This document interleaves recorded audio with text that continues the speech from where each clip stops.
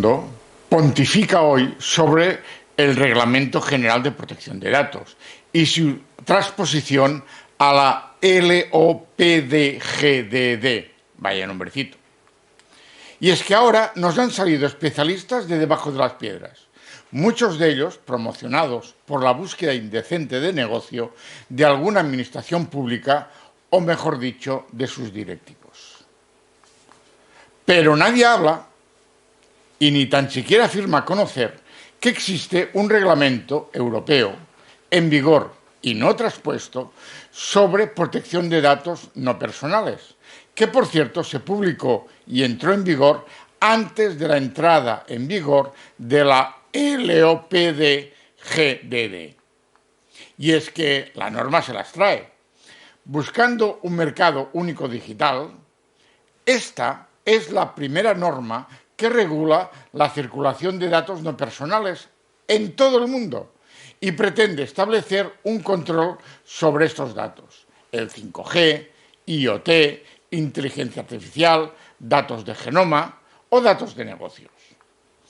Vamos, que la Unión Europea quiere que el negocio de los datos no personales sea un mercado boyante en Europa.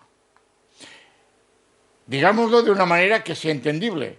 Si el Reglamento General de Protección de Datos regula las chapas con que se nos etiqueta a los ciudadanos, el Reglamento 2018/1807 relativo al marco para la libre circulación de datos no personales de la Unión Europea regula las chapas con que etiquetamos e individualizamos las cosas.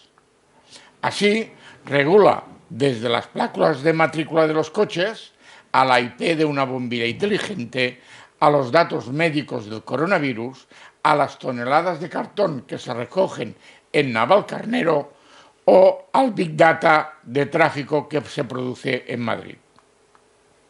Si hubiésemos de establecer una comparación con el tráfico de datos, estaríamos hoy ya en una proporción de un dato personal por cada 10.000 datos no personales. Y dentro de 5 años se prevé que estaríamos en un dato personal por cada 10 millones de datos no personales. Su propósito fundamental, el del reglamento, es pues asegurar a los usuarios el acceso y almacenamiento legítimo de los datos en cualquier lugar de la Unión Europea, prohibiendo asimismo que un Estado obligue a que estos datos no puedan moverse de su entorno estatal. Con esta norma se eliminan los impedimentos que pudieran establecer las legislaciones de los Estados miembros. Establece el libre acceso de almacenamiento de datos por cualquier persona en cualquier país comunitario y se prohíbe, repetimos, prohíbe a los Estados miembros que restrinjan esa libre circulación. Eso sí, la seguridad nacional está presente, pero para informarse, no para limitar el tráfico. Entre los recortes que trae el nuevo reglamento, se envía a tomar viento a las agencias de protección de datos, aunque sí establece internamente controles de seguridad semejantes al RGPD. El reglamento prevé también cómo se deben tratar los datos que en un principio eran datos personales, pero posteriormente se han convertido en datos anónimos.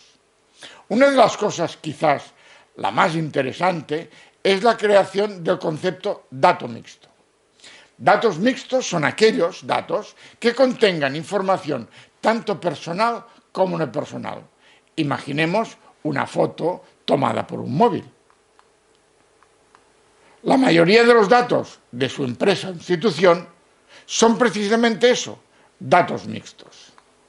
Existe una regulación diferenciada y distinto tratamiento jurídico para los datos de carácter mixto. Con carácter general, sería aplicable el Reglamento General de Protección de Datos a la parte de datos personales y el Reglamento de Protección de Datos no personales a los que no lo son. Y en caso de que no se pudiera disociar, se aplicaría en su defecto el Reglamento General de Protección de Datos. Algunos ejemplos de datos los encontraríamos, por ejemplo, en una relación de matrículas, con el nombre del propietario o el conductor en un momento determinado, en los datos bancarios con información de transacciones, en el consumo de agua de una casa o en aquellos casos, por ejemplo, que la IP identifica a un equipo o un usuario determinado. Y, por cierto, las sentencias también. Cualquier requisito de localización de datos debe cumplir el principio de proporcionalidad. Es decir, las medidas de seguridad que se impongan deben ser adecuadas para cumplir el fin perseguido y no vayan más allá de lo necesario para este fin. Una de las finalidades de este reglamento de libre circulación de datos no personales es impedir, además, la dependencia de un único proveedor.